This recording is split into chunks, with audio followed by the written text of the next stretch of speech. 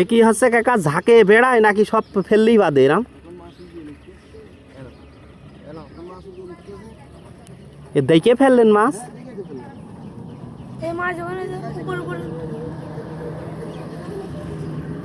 কত সুন্দর মাছ, সব তো খলছে মাছ।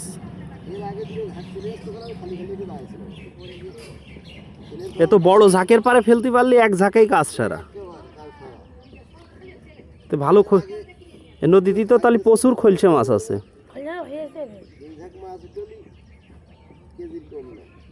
আর এর দামও তো অনেক। খুব সুন্দর মাছ।